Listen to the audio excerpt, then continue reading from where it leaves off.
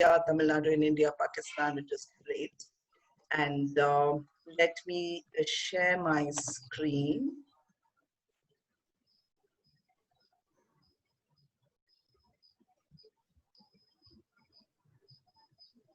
Let me know if it's visible. Yes, Neeraja, we can.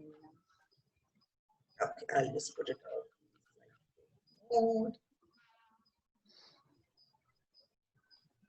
And the topic for today is networking in the new normal. And I had asked Aishwarya to, give me the expectations that people had in terms of attending this session today. And this is what I got. So I've kind of summarized it because there were so many people who had worded it in many different ways, but a summary of the expectations is this. They wanted to know the networking strategies in new normal, expand career knowledge, build good relations academically and professionally, how to effectively connect with relevant people, how to get responses from people that you didn't know before, how to nurture a sustainable relationship, not being transactional, especially in a virtual world. Basics of networking, the know-how of the dynamic ecosystem, importance of networking, what to avoid and what to take note of when networking online, networking across countries, how do we collaborate, how can I utilize network effectively, and how can I help. So this was kind of a summary of the 60 odd responses that I got. And I hope to cover all of this in today's 90 minutes, of which 15 minutes are already gone, but let me do justice to what we have remaining. So let me start with the story. And the story is of this young girl, when she was in school, she used to write. She used to write for these story writing competitions. And once she won a prize, and that kind of, gave her all the motivation to continue writing. The writer's bug bit her. And as she grew up, she decided to start a blog of her own and started, putting out blog posts. So when she was in the 11th standard, she used to write a blog every 3 days and put it out on the WordPress blog site that she had developed. And, somebody came and told her, it's great that you're writing, but how many people come and read your blogs? You can probably share the link to your friends, maybe your family, but what about the, beyond that bigger, larger world? So the suggestion that was made to her was, why don't you get onto this platform which is called LinkedIn, and then start sharing your blogs, on LinkedIn. So one is that it kind of is visible to a much larger community. And also, if you use LinkedIn effectively by hashtagging and tagging some people, then it kind of, has a wider reach. So she started doing that. So she was in 11th standard when she did this. And then 12th happened. And all of you, and I think large population here is the student community, I think. So, when the 12th happens, life comes to a standstill. And all her writing came to a standstill, LinkedIn came to a standstill. And she kind of, finished her 12th, sort of finished her 12th, because by the time March 2020 came, Corona happened, COVID happened, and so, the exam was also pending.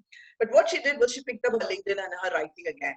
And she also got an opportunity to intern at a, organization, which was a new organization for starting off, and it was a platform for girls in the age group of 18 to 25. And they were recruiting campus ambassadors in that age group. And ambassadors, as you know, the term says, is spread the word around. And she got this 1 month of internship.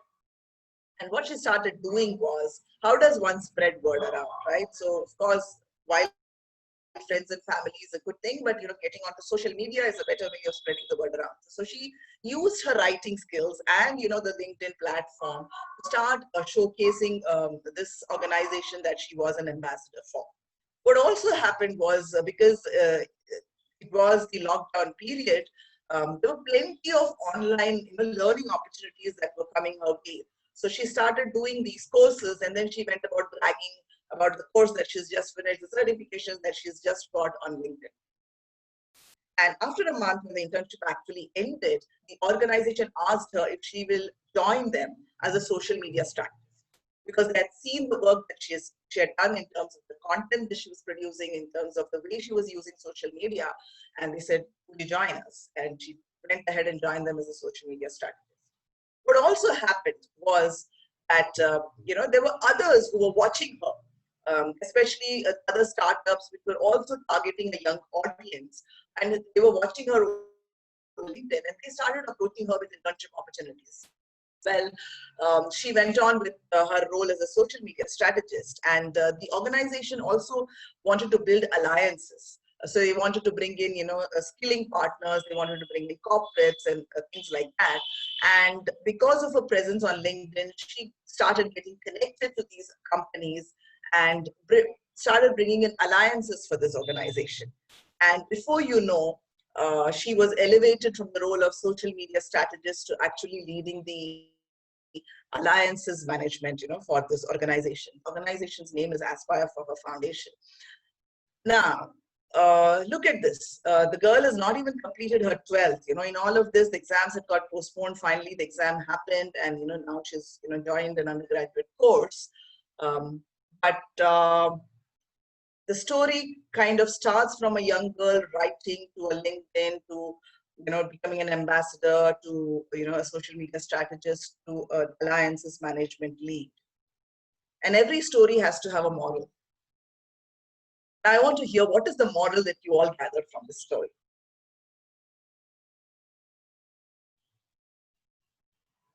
Either people can put it on chat, and Aishwarya, you can tell me what is it that people are saying.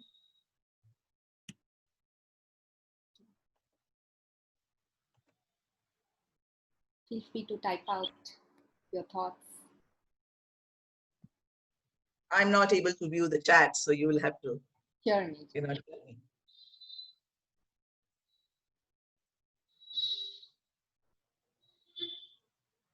So I think for me, I saw that probably it was something which was started without the purpose where it led the girl to. Right. Any other thoughts?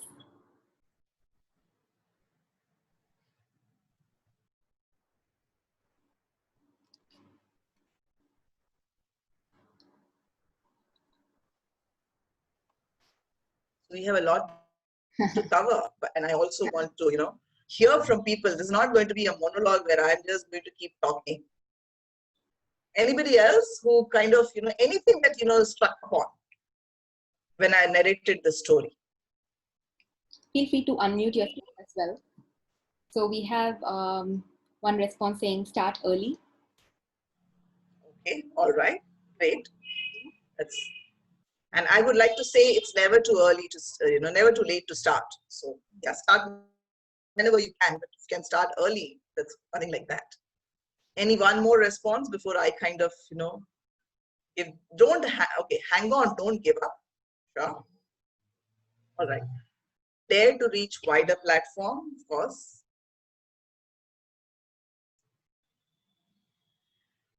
So, while all of this is, true, that, I narrated the story of a young girl, she started off very early, and she kind of, kept going from one to the other, and opportunities also presented to herself, and she kind of grabbed onto everything. And of course, she was extremely daring to say, okay, fine, what's the worst that can happen? Let me go about using everything that is possibly available to me in the right manner. The one thing that, is very, very clear here is that it has been a virtual world. What has happened even when she was writing, was on a blog. It was not on any print media or anything like that. When she did her ambassadorship, it was online. There was no, we were all locked down. I don't know in other countries what is the lockdown status. India supposedly opened up, but I still continue to lock myself inside the house and don't step out. So it has been a virtual world in which she's gone about done a 1 month of internship. In this virtual world is when she has been able to establish her presence, and people have noticed her.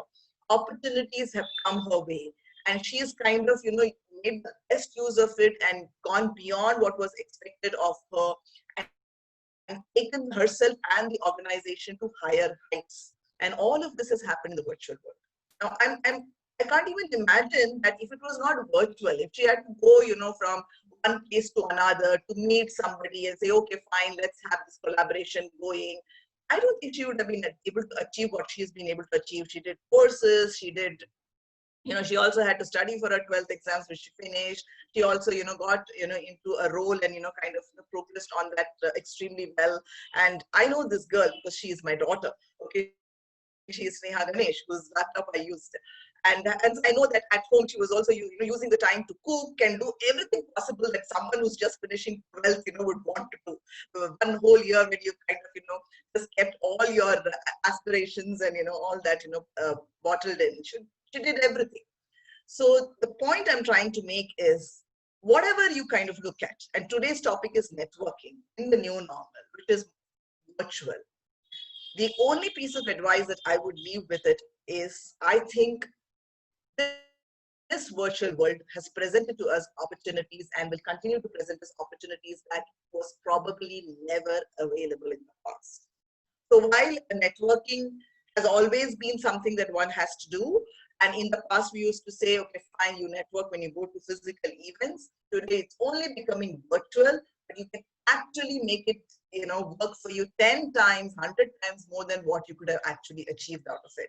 So don't have the stigma. First of all, networking has a stigma, and don't have the stigma is how do I network in a virtual world? You can effectively do it, which is what we will go through. And hence some of my slides and talk is going to be about how one networks in general. And we all are very savvy with, kind of converting that, a regular, normal physical world to a virtual world. We know how to use Zoom, we know how to connect with people. So it's just an extension of what we otherwise do in a physical setup to, make it happen virtually. So with that, let me move on to talk about concept. And this is something that I do want to spend some time on because people get very confused with these terminologies. So I will start with what is a crowd. If you look at, the x-axis, y-axis, um, where there is no commonality of purpose, there is no shared belief, there is no shared value. And the trust amongst people who are in a particular place together is absolutely nil or minimal, is what we call as a crowd. So the common example that I give is if you are at a traffic signal waiting to cross the signal, there is absolutely no commonality of purpose except for the fact that you want to cross the signal, but each of them is standing at the signal to do a different thing. So they want to cross and go to a college, somebody wants to go to an office, somebody wants to go and watch a movie. And there is absolutely no trust relationship between two people standing at a signal, right? So that is a crowd. Now, if you were to go a little more into the x-axis, where there is a little bit more of shared belief, a little more of the commonality of purpose, but the trust is still, minimal. It's called a group, and we can take an example of all the WhatsApp groups that we may be part of, right? I'm not talking about the family and friends kind of groups, but we are part of certain groups which we are innate because there is some commonality of purpose. For example, I am a music fan or I am a yoga fan. So there is a, group, a fitness group, which I kind of become part of, a WhatsApp group. Now, I really don't have to contribute anything into this group. I can continue to consume whatever information is coming on that WhatsApp group. It could be, tips and tricks around how to do yoga, or tips and tricks on what kind of exercises to be done, what's the best time to be done, or if it is overall fitness, what's the kind of food one must, take in. And you have no, trust relationship between, other people on this group. You're just there because you want to consume the information.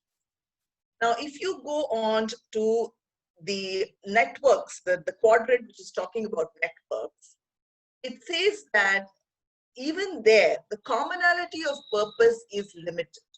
It's not very high, but the trust relationship is slightly better than, what you would have in a crowd or a group. So that is what happens when you end up going to certain events. For example, of course, today it is an IEEE event, and many of you are part of IEEE, and hence you probably have a trust relationship better than, the first timers into this particular webinar. But you have all come here to, of course, learn a particular topic, to maybe meet a few people. If this was happening at a physical event, you would have walked into a hotel or, whichever place this workshop is being conducted, say hi, hello to a few people, learn what is being said, exchange a few business cards, and then move on, right? So there is a commonality of purpose, which could be, okay, I came to learn. There is a trust relationship which is higher because you feel this is a safe zone. I can go to this hotel because it is, in a place where it is safe, so I can go. The organizers are safe, so I can actually walk in, and hence the trust relationship is higher. But that's it, nothing beyond that. You may or may not meet the people again the next time. If you wish to meet, then you will keep in touch with them. And if you happen to come to similar events again and again, say you are part of the IEEE, network, and it organizes an event every month, and you attend this event every month, you start seeing the same people again and again. You start talking to them more, and you realize that there is something which is common between you and 4 other people. And hence, out of this entire maybe 100 people who've been coming to the event, these 4 people get together and form what is called as communities. Because now the trust is really, really high amongst these 4 people. And because they have been talking, they realize that there is some common purpose that all of them have.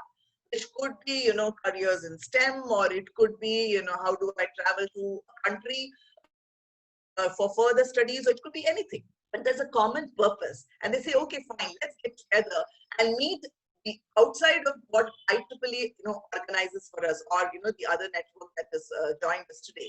And you'll have your own, stuff that, you get started with. And you could invite other people who have similar interests to this particular community, and it grows. So I really want to put this definition and difference up there in front of you, to say that networks and communities are different. Crowds and groups, we do understand, but a lot of people think that a network means, oh, there's great trust, there is great sharing. A network purely doesn't have that. It is only when over a period of time it becomes a community, is when the great sharing and the trust relationship emerges. So with that in mind, let's get on to the topic, which today is all about networks. So what is a network and why is it important for us? The question, right? Why is networking important? So we have heard of a lot of capital. We have heard of financial capital, and we've heard of human capital and all of that. Here we are talking about social capital, which is nothing but the relationships that all of us have. And it is said that people who are well networked are 3 times more influential than people who aren't. Okay. Now, does that mean that if I get into a network which has got 100 people, I suddenly become more influential? Of course not. Okay, because if you see, the social capital is actually equal to the relationships that you're building with the people in that network. So the network power actually depends on how strong your relationships are, on how much attention you command when you engage people in your network, and how attractive you are as a member in that network. So if you're just going to come to every meeting, keep quiet, say hi, hello, and go away, you're not going to become influential.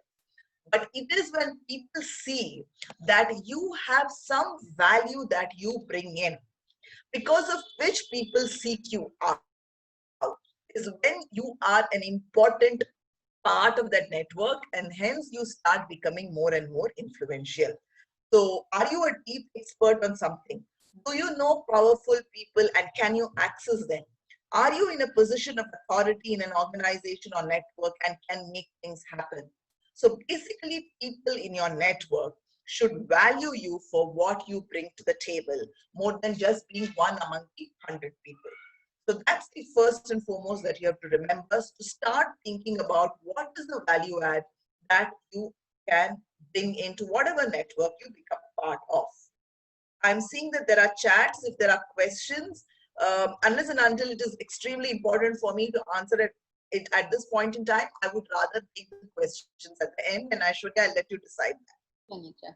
So we just have a quick comment from Selvraj, who says network is your net worth. Absolutely true. Absolutely true. So how do you start networking, right? So the first and foremost definition of networking is give before you receive, which means networking, all of us have been told, it is about what you get. So we have heard enough people say that she or he got this opportunity because she or he was very well networked. or I missed this out because I was not part of the right network. But I am going to, contradict that and say networking is about what is it that you can do for others.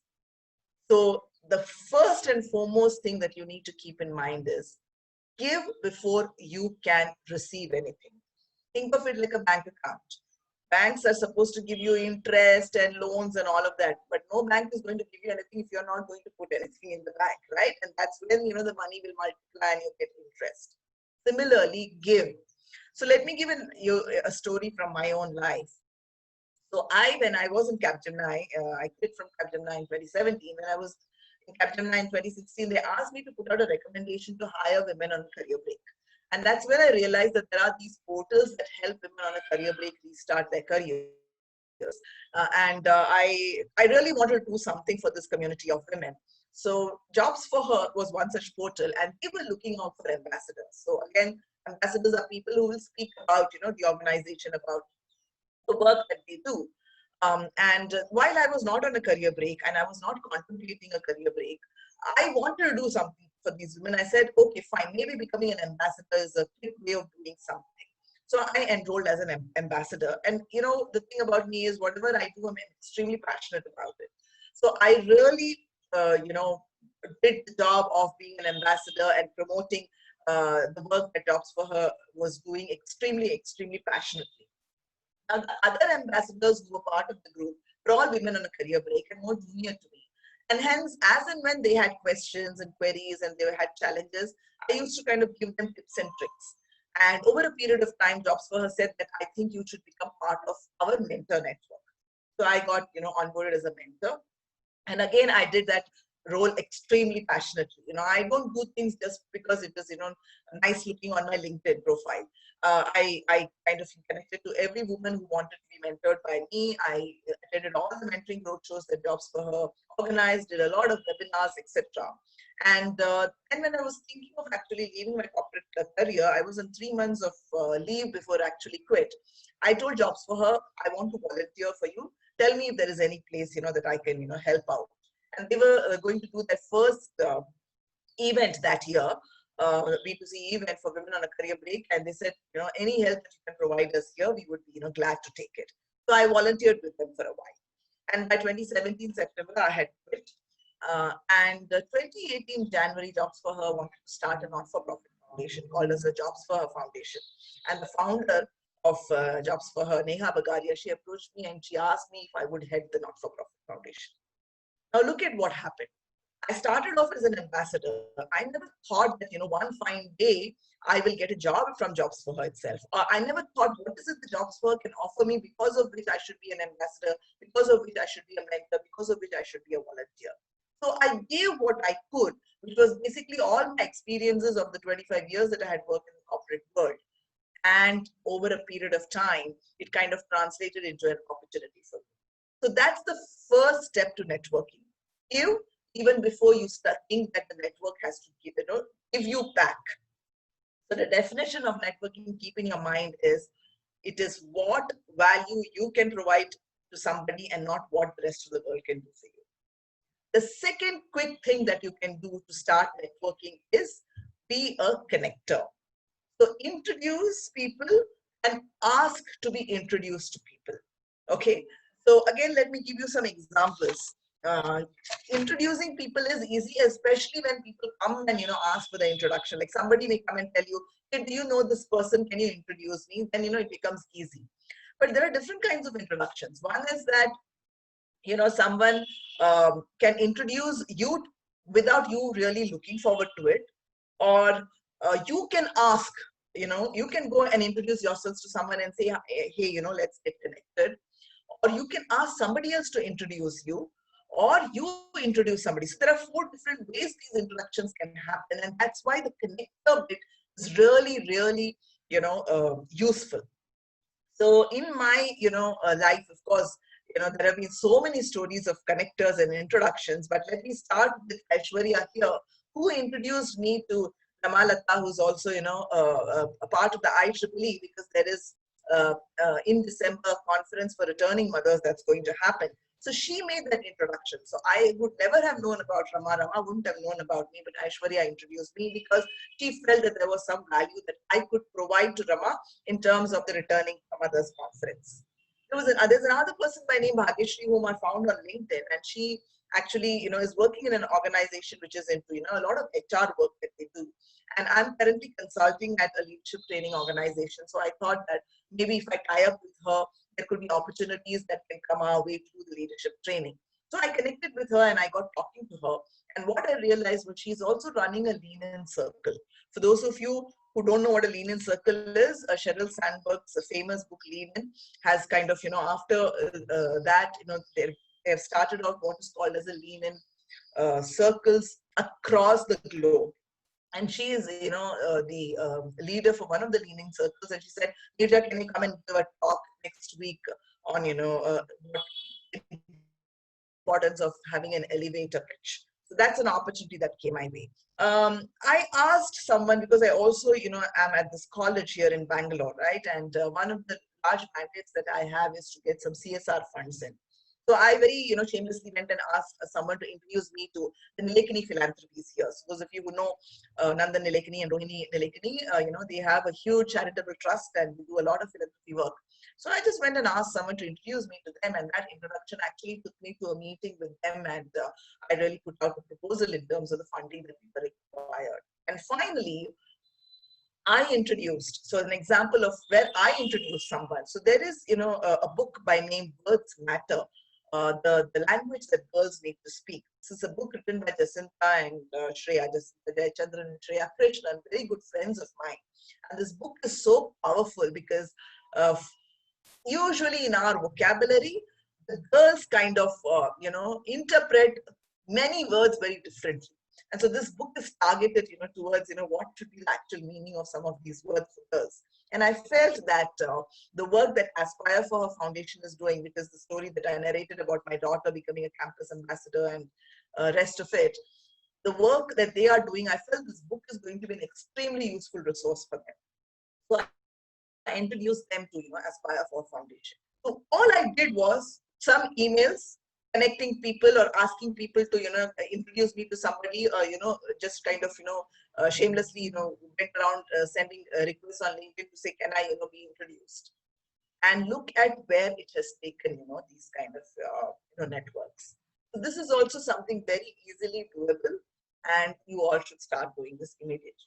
And there is nothing called as a physical and virtual world in this. Even in my earlier example, which was about giving, and in this about introducing, it is the same whether it's a physical world or virtual world. So get started with that. Now comes the more difficult part, which is leaving your comfort zone to attend an event. And let me just pick up my coffee here. It is coffee time. So leaving your comfort zone to attend events. Okay, this is the more difficult part for many of us, because you will think, who is coming along with me? Do I have, friends who will come along with me for the event? And of course, today in the virtual world, there are enough and more online events, conferences, webinars, roundtables that are happening. And you'll think, should I sign up for it? Is it really relevant to the work that I do? If, you are, a student of, technology, you will think, should I go and, attend an event which is about, say, for example, women on a career break? That's what I also did, right? How did I stumble upon this concept of women on a career break? I had not taken a break, neither was I contemplating a break. But because I had done this research for my organization, and there was a conference that was happening for women on a career break, I said, let me go attend it to see what is happening. And look at the transformation that has made in my life and the journey, and what I've been able to achieve in the last 4 years because of that. So accept that invitation, leave your comfort zone, sign up for the webinar. It doesn't matter today, plenty of it is free. Okay, so you don't even have to pay. It's just that you're sitting in front of your laptop for an hour or two, and of course there's going to be a lot of learning, but also a lot of networking that's going to happen. And it is going to be uncomfortable at the beginning. And let me narrate a story from, one of the discomfort that I had felt, when I actually did this. So I I don't have such a big problem in actually, showing up and attending any events because that's how my corporate life has been. But when I went to head the Jobs for Her Foundation, uh, there was an event that I got invited to, which was around women entrepreneurs. Now, I'm not an entrepreneur, but still I showed up there because there was an invite. And that gathering was extremely different to what I would have otherwise seen in a corporate setup. I didn't know anybody, and the kind of words that were being used, the topics that were being discussed was extremely alien to me. But anyway, I stayed on for the entire event. And towards the end of it, what we usually do, right? We try to make some small talk with people, give some business cards. I tried all of that, but nobody even looked at me. And I actually was feeling extremely depressed. And I came back saying, oh my God, looks like this is not for me. Now, after a few months, because I was heading the Jobs for Foundation, I got an invite again from this organization which had launched the Women Entrepreneurship Accelerator for a closed door roundtable conference. Very few people had been invited. So I went because the invite had come, and I said, let me honor that. And had the discussion. It was a discussion around entrepreneurship and women entrepreneurship in India. And at the end of that event, there was a lady who walked up to me and gave me her business card. And I remembered this lady from the earlier event because she was one of the people to whom I was trying to give my business card to. And she didn't even look at me at that day. And here now she was trying to give me her business card. Anyways, I took that and I came back and I saw that on my LinkedIn there was a message from another person who was at that round table saying that, hey, Neeraja, looks like they're already connected. It was great meeting you there. Now, I'm wondering why this person actually looked me up on LinkedIn. Maybe because, I spoke something at the roundtable conference which he found interesting. Or maybe he also just wants to connect with whoever, he meets at events and realize that we are already connected. So I cashed on the opportunity and I said, hey, because he's into, venture capital funding and all of that. And I wrote to him saying that, I'm struggling to, get funding for the NGO that I'm heading. Would really like to, meet you and, take some advice. And he was happy to, invite me over for coffee, and we met up and we spoke about funding and everything else under the sun, books and family and things like that. So if after the first event where people didn't even look at me and I was feeling so depressed, I had not taken the step to go to the second event, this wouldn't have happened. But it did not end there. After a few months, so by now, I kind of, attend a lot of events. I get invited to deliver talks. People, interview me. They do a lot of podcasts of me. So there was this one podcast which was doing the rounds. And the person who had started this Women's Entrepreneurship Accelerator heard that podcast. And she called me and she said, Neeraja, I heard it. And I wish to invite you to become the co-founder of this organization, which was around women's entrepreneurship. Now look at where it has taken. From day one, when I was feeling so dejected, to somebody actually telling me to become co-founder. So leave your comfort zone. You will feel uncomfortable the first time, second time, maybe the third time. Fourth time, you'll feel a little better. And by the time it is 10th, you will have just figured it out. And you will see, how the opportunities are coming your way. But this is absolutely key and important. Okay. And today in the virtual world, please sign up for everything that is, coming your way. It doesn't matter whether it is in line with what you're studying, where you're working, because you have realized business models are changing crazily. Things are changing overnight. So it's always good to be aware of as much information as possible. And the very quick way to, amass all this information is just by attending all these conferences. The next thing that you do when you actually attend a conference is prepare for the event. Okay, now how does one prepare for the event? Research. Ensure that you do research about who is hosting this event, who is organizing this event, who are the speakers who are coming to this event, who is the guest list for the event. Sometimes, like if you have signed up and registered for the event, when you get the invite finally, giving you the Zoom link or whatever, or the venue for the event, the email IDs of every other guest, attend that event will be there. Sometimes I've seen that. And if people have, signed in from their official ID or, your college ID, then you can actually look them up on LinkedIn. That name and that particular organization, you will find them on LinkedIn and you will know, about this person. So do all of this research. And I tell you why it is important. Supposing there is a particular speaker that you really want to go and meet and have a conversation with, or even otherwise, do some groundwork to say, where has this person spoken earlier? So for example, Neeraja Ganesh, she gives so many talks. So if you got to know that I am the person who's going to talk today, if you had done the research, you would have seen the 100 other places where she's gone and spoken. She writes, about so many things. So do some research, get that information, because when you are meeting this person virtually or physically, you will have some data with you to start a conversation. You will not struggle. Okay, you can refer to that particular, event where she spoke, or you can refer to that particular article that she wrote. Especially, when it is question time. Of course, all of us need to ask questions based on whatever talks are happening in the moment. But if you refer to say, hey, Neeraja, I also listened to your talk on networking, which you gave last month, and this is what you said there.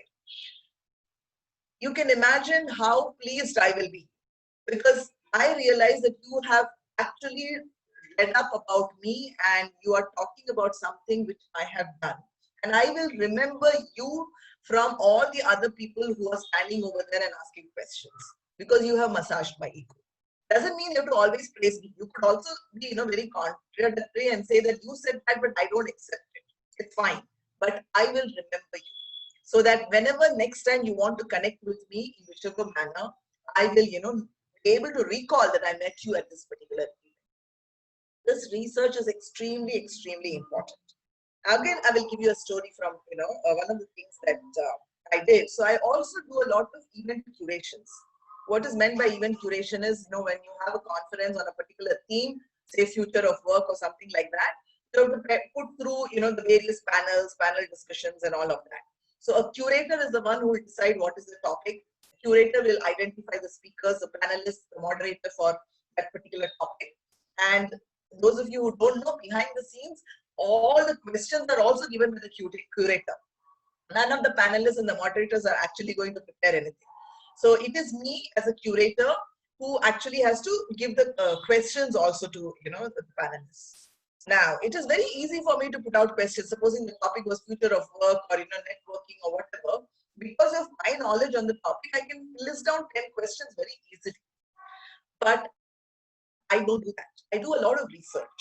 So what is the research that I do? Once I've identified who the 5 speakers are, I go and, you can use the word stalk them on social media to say, okay, what is their LinkedIn presence? What is it that they're writing about? What is it that they're very, keen about? Have they written a book? Have they written an article? Have they spoken somewhere? What is their organization stance on this particular topic?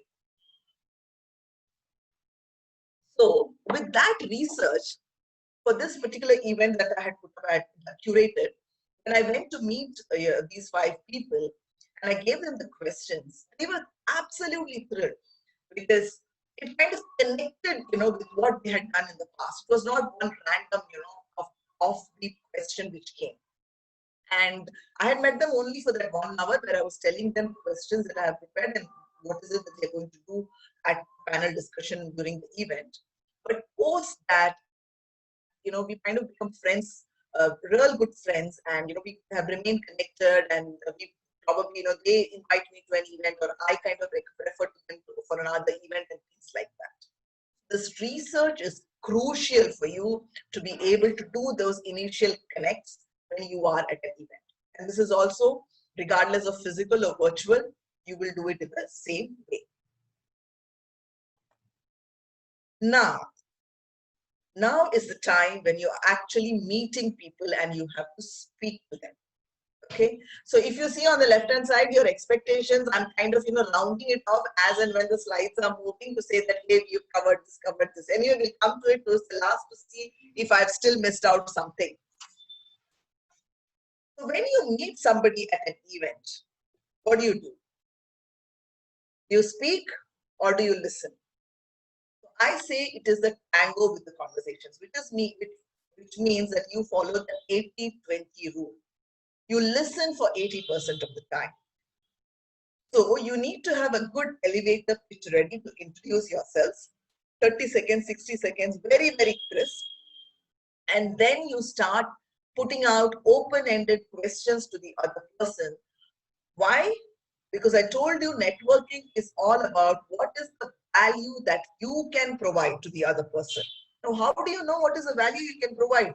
Unless the other person is allowed to speak. So you throw open-ended questions, and based on what the other person is saying, you then latch on to the stuff where you feel you can provide some value. Okay, and especially in the virtual world, of course, the chat is available. How do you introduce in the virtual world when you go to conferences, etc., or even on this webinar? The easy part is, giving what I call as an elevator pitch as a one-line intro about yourself, and then refer them to your LinkedIn, because that is where, all the information about you should be present, at least the professional side of things.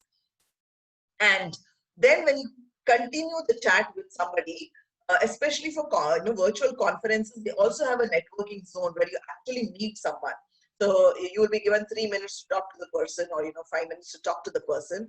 You ensure that you continue your chats or your actual physical speak with them with open-ended questions, trying to find out what is that area where you can help them. And the minute you get to know about that, you can say, hey, I think I can provide value here. Now, let me give an example of what that is. So recently, there was a person who connected me. This person, Niranjan, and I have worked in ANZ earlier. And he connected me to a third person who is actually developing content. So he does a lot of training. He develops a lot of content for these courses. But somebody suggested to him that he must put together a curriculum for helping women on a career break, restart their careers, and then how to progress in their careers, the workforce. So he had put down an elaborate curriculum, and he told this guy Niranjan, does this sound right? And because Niranjan knows that, I worked in this space a lot, he connected me with them. And I looked at the curriculum and I said, well, the curriculum is great. I think what the person was missing out was on the mindset of the woman who's taken a career break and wants to restart. And that's all. That's all the help that I gave. I did not do anything more than that. So it's this kind of help that, you have to kind of seek out from those initial conversations.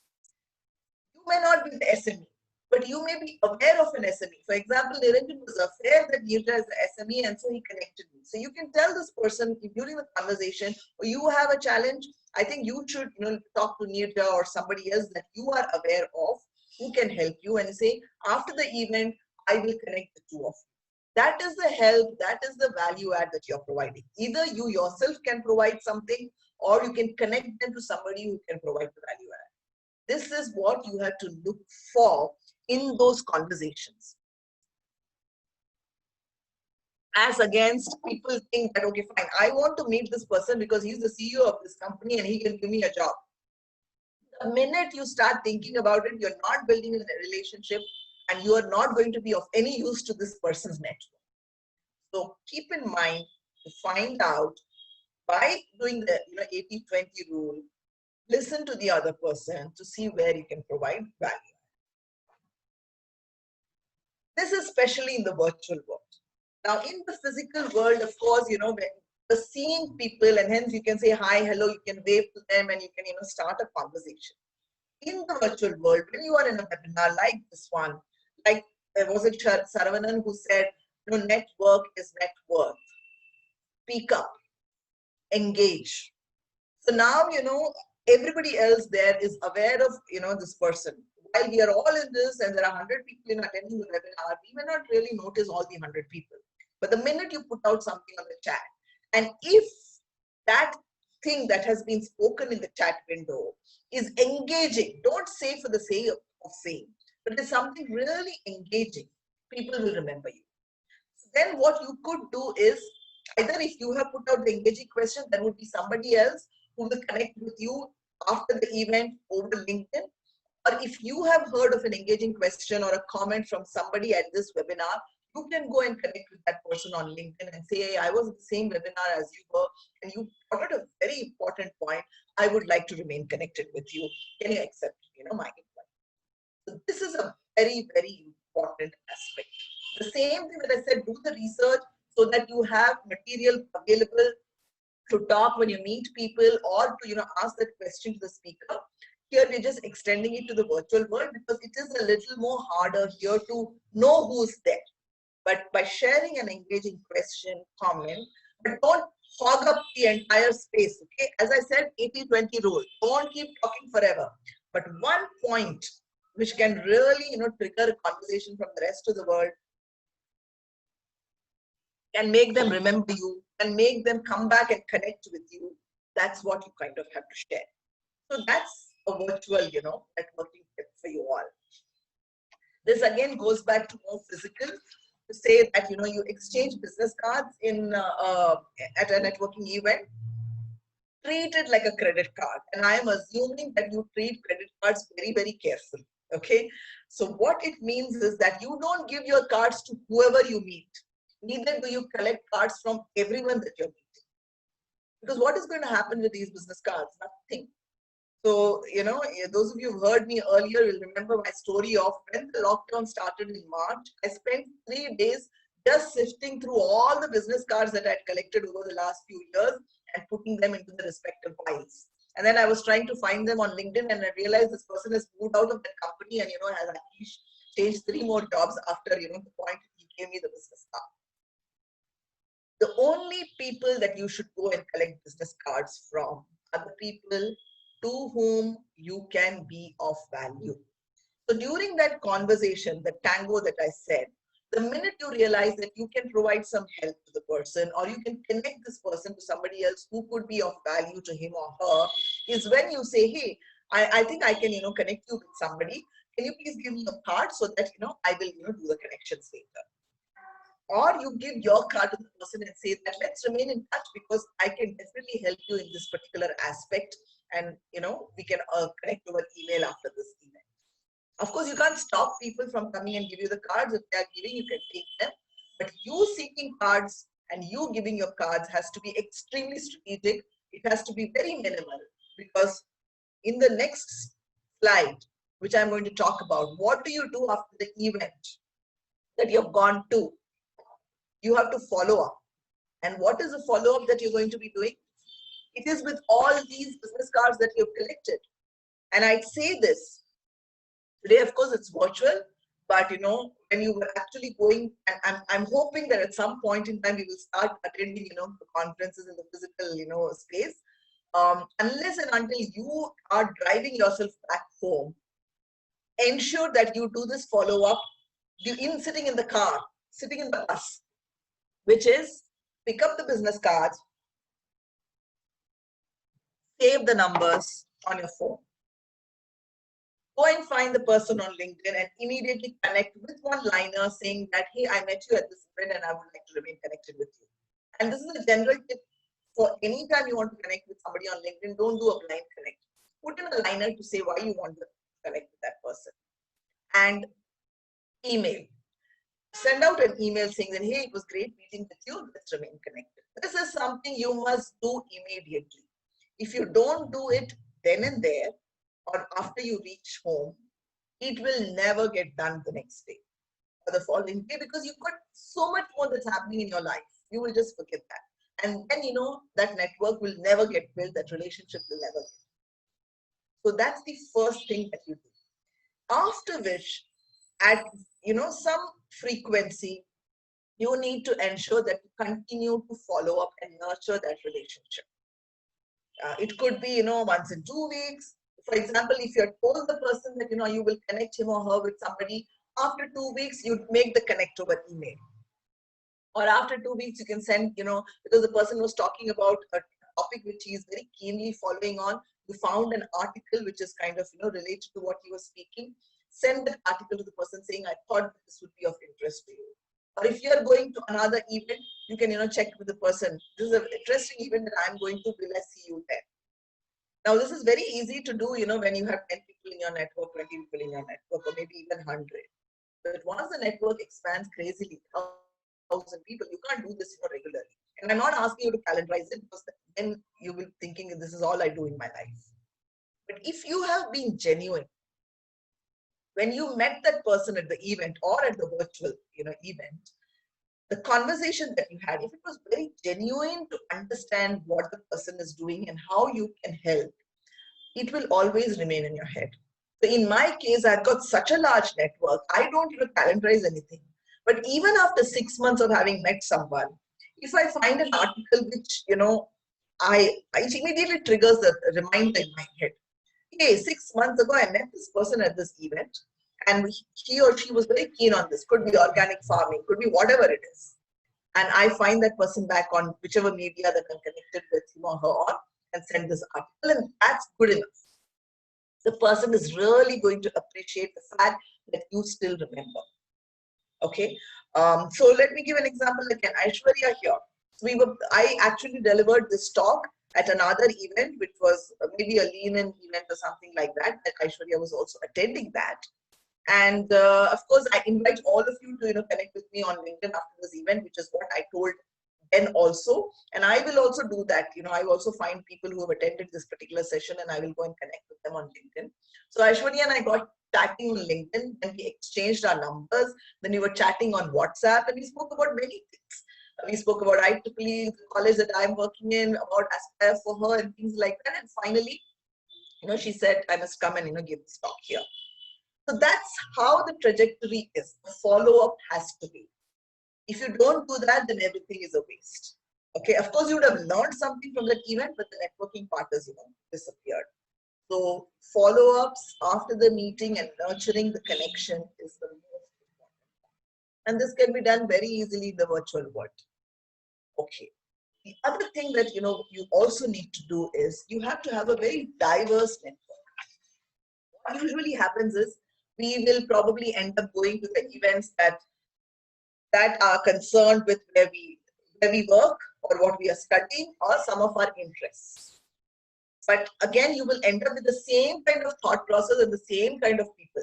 Your network is not going to expand, and you are not going to be able to provide value, to a larger, diverse network. So it is absolutely important that you deepen your network pool by attending very, very diverse kinds of events. So if you look at me, of course, because I was in technology, and I used to, handle technology for banking. Those are the two things that I will definitely attend. When I'm in the education space, I manage D&I, diversity and inclusion. I also go for entrepreneurship related events. I started, going for book launches, etc. because my daughter was into writing, as I told you. And I now, kind of have an interest in writing because of that, and I do a lot of writing. Anything and everything that comes my way, I will be there if, the time permits, or I will make time for it. So diversify your network. And one of the things that I definitely want to say is networking is not always about networking up. Because we are talking about, at the end of the day, how many influential people do you know? But you should also network down. What I mean by that is, if somebody is junior to you, younger to you, may not necessarily have, a great network himself or herself, is also okay to, be part of your network. Because you don't know the kind of, opportunities that you could get because of that. So I will tell you about, this lady, her name is Shilpi. So she had reached out to me on LinkedIn a couple of years back. She runs an organization which is into the hospitality industry, and she had said that she was coming to Bangalore, and which is where I live. She was holding a small event around current travel trends of women or something like that. And she said she wants me to come and speak at that event. I couldn't go to that event, and I apologized. And I said, let's try and meet up, outside of that event, but we couldn't do that. This was 2 years ago. And she reached out to me now again, saying that she is doing what is called as a tweet chat. Now, if people are on Twitter, you will realize that the panel discussions that you otherwise see on Twitter is called a tweet chat. You'll have 5 people who are kind of responding to questions over chat. She is doing a tweet chat on branding for women or something like that, and she asked me if I would become part of that. And me being me, I never let go of any opportunity. I looked up who are the other people on the tweet chat, and all the other 3 or 4 people that are there Are influencers having, I've even got down the numbers. One has got some 22.7K followers on Twitter, 8,25,000 followers on LinkedIn. Another is an author having 65.7K followers. The third one has got 24.1K followers. I have got some 300 followers on Twitter. I immediately said I will be part of it. Because you can imagine when so many people who got followers of that number chatting, my presence also gets elevated. So, and such a diverse, panel that is. So you never let go of any opportunity. Go to whatever events, become part of any events. The other thing I would like to say is ensure that you find opportunities where you are also speaking, not only attending. Attending is one part of it, but also find opportunities where you can volunteer, where you can go and speak and on stage. Any small big thing, because that's the only way to also build your presence. Because that's a completely different topic, which is around personal branding, and we could speak about it another day. But the point is, you have to have an extremely diverse network if you really want to be able to provide the value that you can and grow your network. Now let's come to the LinkedIn profile. How many of you have a LinkedIn profile? Aishwarya, just let me know what they're saying. Yes, no. You can also give a reaction, a thumbs up or something as well. Yeah, and put out your LinkedIn profile if you have, because I said that's a good way to introduce yourselves, right? So people will, connect with you. So Aisha says yes. Shilpa says yes. Simon, Charmaine.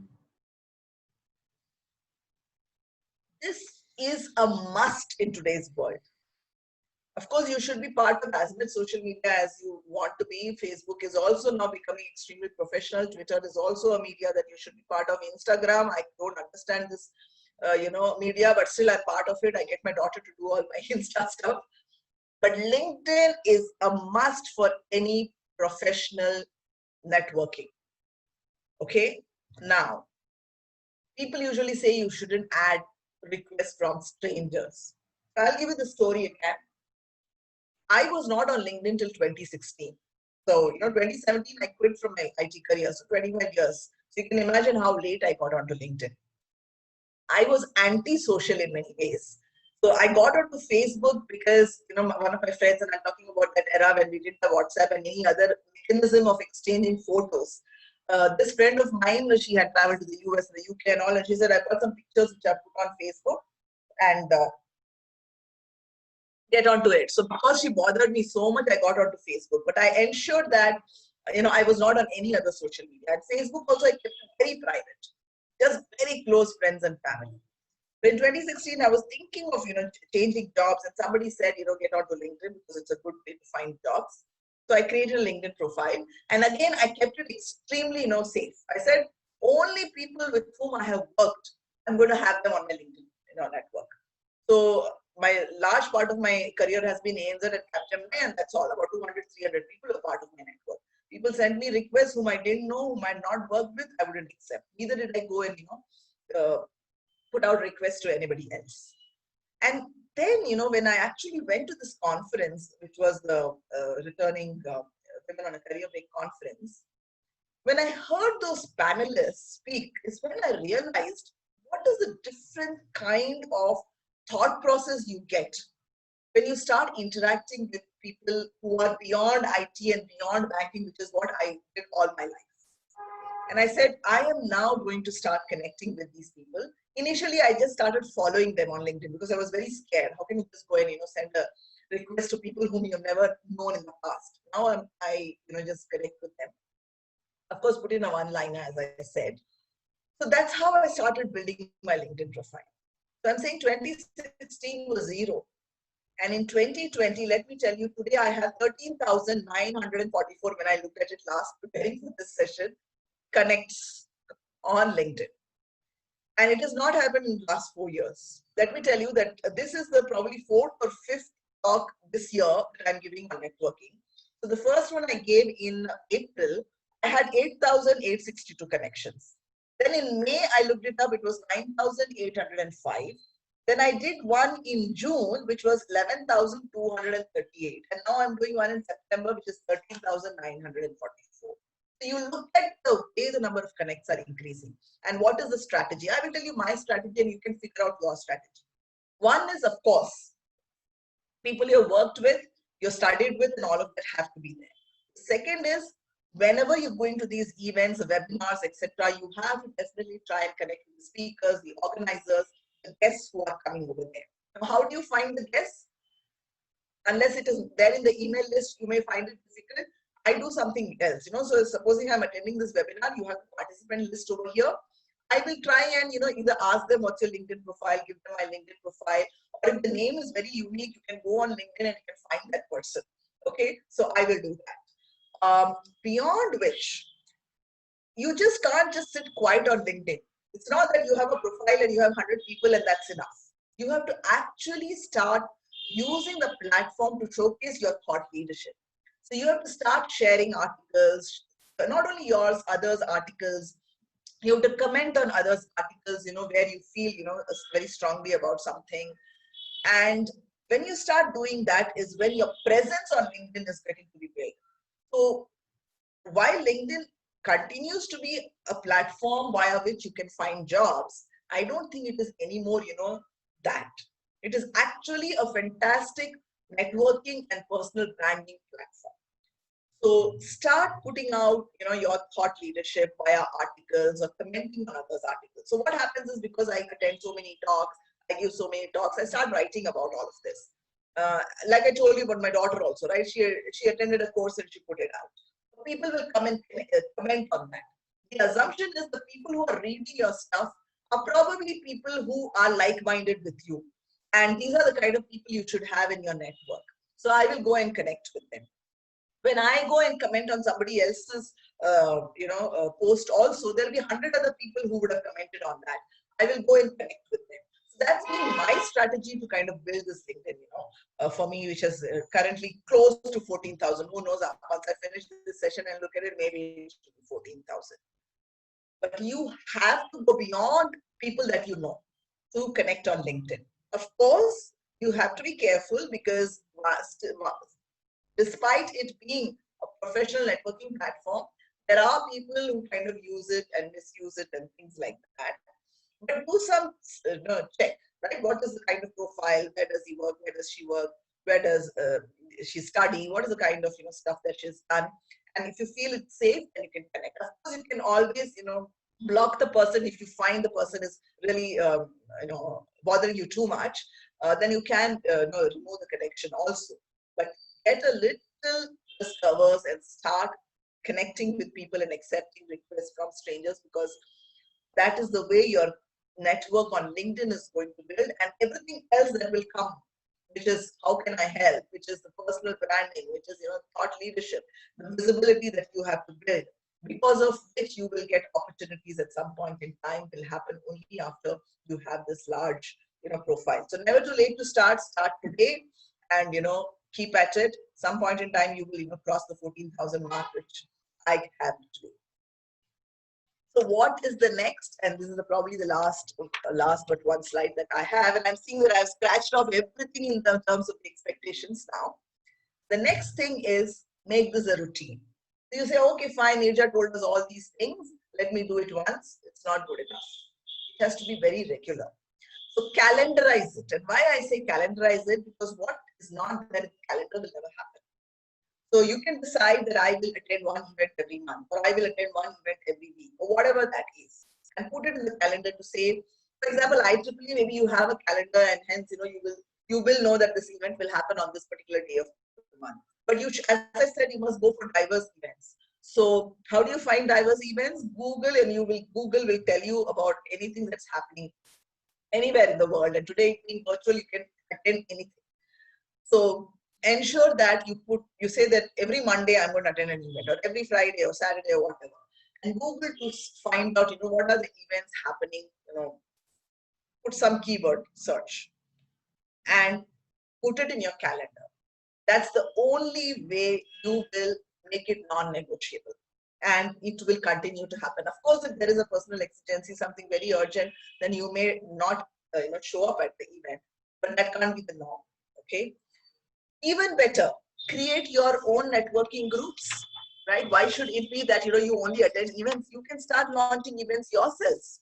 You could host your own virtual networking event by inviting people that are part of your LinkedIn, or you can just put it out on the LinkedIn to say, hey, this evening or next Sunday evening, I'm going to have an event talking about something, and people will attend, and that's how you kind of build your brand also. Of course, planning for the virtual event, is important, but you, the kind of immense respect that you're going to gain when you become the host of a particular event, and your efforts are going to be recognized in terms of what you're trying to establish. Like for example, I had a friend, he called, we worked at Capgemini. He called me 3 months back and he said, so in India, those of you who follow the Bollywood movies here, you would have heard of the sad demise of Sushant Singh Rajput, right? Of course, one doesn't know what happened, but the first thing which came out was that he committed suicide. So the minute that happened, he called me and he said, I want to do a webinar on adversity quotient and how does one build adversity quotient and be resilient and all of that towards adversity. And he invited me to be part of that webinar. Now he doesn't have any organization, nothing. He said, I just want people to talk about this. That this is not the way you kind of deal with adversity. So he called me, he called two of his other friends, and he just hosted this event and he just spread word through LinkedIn, spread word through all the WhatsApp groups that he's part of. We had about 50 people who turned up for that event, and we had a good conversation. And then he realized the power of that. So then he followed up the following month with another event. Aishwarya, that was the one where I was talking about the T-shaped individual, the horizontal scaling of skills. And again, he called me and he said, Neeraja, can you get me, some of the other panelists because I'm so very well connected. And that's going on and on. And now they're feeling, now they think that, okay, they should call this something. It should have a brand name. And, they're doing other things.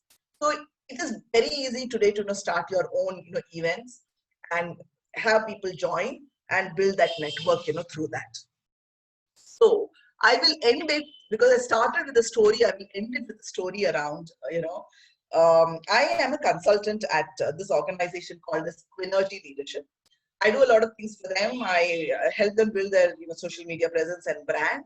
I also try and get them some business in terms of the leadership programs that they offer. How did that opportunity come to me? So Jacinta, I told you about Jacinta who's written that book. She called me one day and she said that Quinergy wants to host a webinar on women leadership, and she wanted me to approach someone that I knew, some very senior woman leader, for that webinar, to talk at that webinar. So I said okay, and I approached that person, and that person was too busy and said she couldn't come. Jacinta said, hey, why don't you yourself go and kind of give that talk? So I said okay. So when we started talking, Quinergy and I started talking, we realized that there's so much to talk about women's leadership that they made it a 3-part, webinar. Not one, but they said there'll be 3, one after the other, over 3 Mondays. And I did the first one, I did the second one, and as soon as the second one was over, Quinergy was talking to me saying that, you bring in so much of thought leadership, can you come as a consultant on board and, help us with all of this? And that's how the opportunity that I had. So what I'm trying to say is I didn't look at it as they will give me a job, they will give me a role. I did it because I'm very passionate about the subject. I probably have some SME knowledge around it, and I love to talk and I love to impart it to as many people as I can. If you do it with that genuinity, it will come back to you. So I want to end today's session by asking all of you to draft your action plan, which is to commit what you're going to start doing from today or what you're going to stop doing from today, which you were thinking of very differently and you suddenly realize that, oh, this is not the way to do it. But if we don't document this, this will become another of those webinars that you went to and go back. Okay, so right now in your pencil, paper, phone, wherever, put down your action plan, 1 or 2 things that you are going to do after this session, which you will follow through.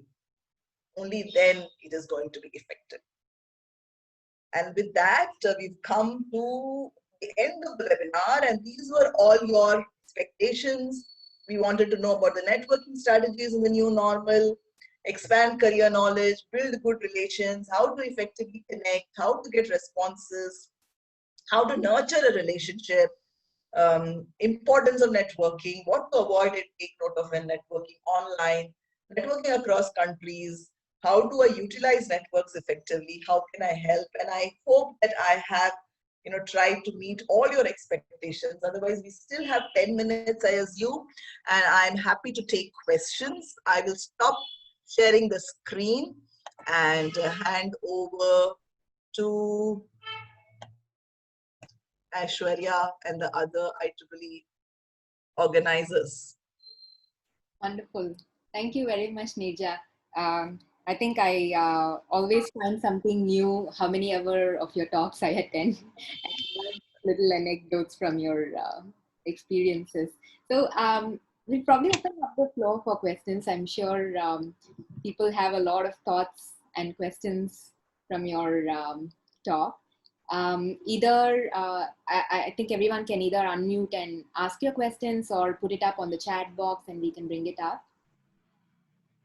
And while we are waiting for the questions to come up, I would also like to thank Neeraja once again for the wonderful talk, and also our co-organizers, the IEEE Young Professionals, and also wonderful support from the IEEE Singapore office for this particular event. Thank you, my pleasure. And please do connect with me on LinkedIn. As I said, just put one liner to say, hey, I heard the talk, and I'll be happy to connect. Yeah. And if all of you can also drop in your LinkedIn profiles on the chat so people can, connect and start building a network here in this virtual world. Yeah. Neeraja, I have one question. So you shared with us all these tips and tricks which one can use to navigate through networking in this virtual world. If I were to ask you, what has changed for you, either in a good or bad way, from the pre-COVID and post-COVID world for you? So one of the things that, I thought the minute the lockdown came, right? So in March. Yeah. So I have always been a people's person. So whenever I was in my large corporates, large teams, always having people around talking and all of that. Then I went on to the Jobs for Her. While Jobs for Her Foundation, I was the only person. I used to sit with the larger Jobs for Her for-profit, team members. When I took the job in the college, it's an individual contributor role, right? I have to build industry, everything I connect. I have no team. Don't have to talk to anybody in the college. But they made a big cabin for me in the college, so I go and sit in the college. After 2 weeks, I started feeling very depressed because there's no one that I'm meeting, there's no one that I'm seeing, no one I'm talking. I have lunch on my, all by myself. And so what I started doing was I ensured that I was, of course, not only because of that I used to attend events, but I ensured that there was one event every week that I would go to attend or at least give a talk. So I meet people. So when COVID struck and people said you have to be at home, I thought I'm going to go into the dish because there is no way to kind of meet anyone. But this plethora of webinars that started up, I just grabbed on, I attended as many as I could from morning till night. And in April, that's the one I think I was telling, somebody reached out and said, can you do a talk, a webinar? That's the first thing. And of course, all of this I do pro bono. I also do, paid stuff. But given the situation, somebody said, can you give a talk because this is, voluntary and all of that. I said, of course I will. From that day till today, and if I look at October calendar, there has not been a single week where I have not given a talk, and I have not reached out to anybody for this. People have either heard my earlier talk and reached out, or somebody referred somebody. I used to say, okay, one talk per week because you have to prepare and all of that. Now I have tried to bring it to one talk in 2 weeks. Despite that, sometimes there are 2 talks in a week. So that's the power of using the social media, using online presence, delivering these talks and all of that. So that's one big change. Again, I go back to the fact is don't keep thinking about what is it that I will get in terms of monetary value out of it. The brand that you create, the goodwill that you create, it will come back to you at some point in time. And that will be a time when you can negotiate and say, I won't do free, if this is what you want to be paid, etc. But the kind of presence that I have managed to build for myself from March till today has never been there in the past. So that's one thing that immediately comes to me when you talk about what COVID has done to me. Of course, I've not stepped out of the house. I remain very, very careful. But I've been extremely busy doing all the multiple things that I have been doing. And I haven't really felt the need. So the other thing that I tell people is that acceptance of the current situation that you are in is extremely important. You can always say why, and I'm depressed and all of that. But if you accept that this is what it is for today, tomorrow will be a better day. You will be able to move on, because that's the other tip I give to people, that take small actions. Otherwise, you will continue to be where you are, and things are only going to get worse. So I started with that one talk. I said, doesn't matter, let's see. And it continuously moved on and on and on and on. So accept the situation, whatever situation you are in, and then start doing small things to, take yourselves forward. Wonderful. Yeah, thanks to technology, we've only, connected more. Yes, absolutely.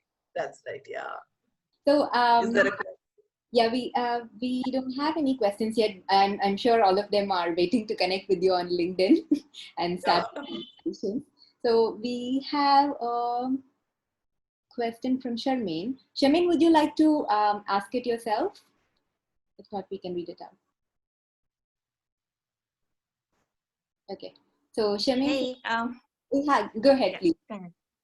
I was just curious about something, like there's two ideas that you brought up. So first was how important it is to form like deep connections or relationships with people you connect with. At the same time, you also mentioned about connecting with many people on LinkedIn. So I was just curious, how does one like manage to maintain like a strong relationship with people you connect with, while having such a saturated network? Like at some point in time, does it become like a numbers game? Like how many people I have managed to connect with this week? And yeah, how do we prevent that from happening? Like just seeing the numbers increase, but then maybe getting less quality in the connections we have. A fantastic question. So it is not a number game, and let me start with that, right? As I said, social capital is equal to relationships, and it depends on the value that you're able to provide to that network. And hence, you start small. You start with, when you go to an event, even if you're able to connect with 2 out of the 100 or 1,000 that are there, is good enough, because you will be able to, nurture those 2. But what happens is, from those 2, you will get another 2, because they will refer you to somebody because you are so valuable to them on a particular topic, which is, your SME, expertise. And it will slowly anyways, grow. It from 2 will become 4 to 40 to 400. But what I'm talking about the LinkedIn is also that you can't always be going to events, right? So what is the other way to also build a network? And that's the way you kind of expand your network on the social media, which here we are talking about LinkedIn, because without you knowing, you will be providing value to many people. So today I have addressed 20 people here, but if I were to write this blog, or if I were to put out this recording of today's talk on LinkedIn, that I have say 100 people who did not come to attend this session, you have suddenly provided value to those 100 people. So the idea is, what value that I give, and those 100 people in turn, will kind of reach out to you. At the end of the day, it is about opportunities that you get. While creating an impact is one part of it, at the end of the day, it is about what opportunities it generates, and it will happen. Like I say, you can't, dig a well when you're thirsty. You have to already have that well to be able to take water from it when the need arises. So when the need arises, you can't suddenly start going to events and, connecting with people on LinkedIn. But if you have done it over a period of time, when the need arises, one, you can reach out and say, hey, Shilpa, can you help me out with this? Because you have already provided value to Shilpa a couple of times prior. Or via the larger online network which is there on, LinkedIn, opportunities just come your way. The many examples that I gave you, are, the opportunities which will come your way. So ultimately, it will pay off.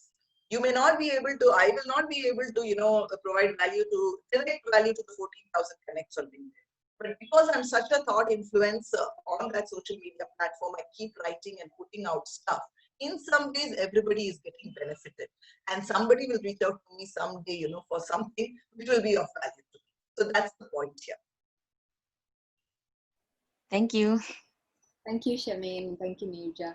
So I think we are just on time. So probably I'll request everybody to turn on their cameras if you'd like to, and we can get a quick screen cap. This is the new normal.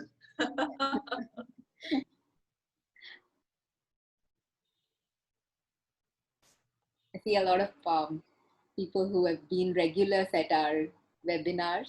Thank you for supporting, and do also drop in your feedback on the link which was shared, so we can cater topic to what you would like to hear more on.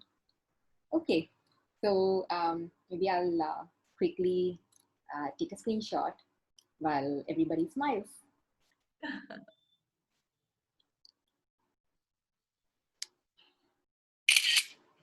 All right. Thank you. Yeah.